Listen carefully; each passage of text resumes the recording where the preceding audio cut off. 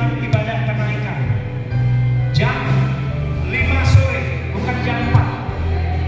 Bukan jam 4, jam 5 sore. Saya sudah sampaikan kemarin oleh Ibu Penny, sekretariatan.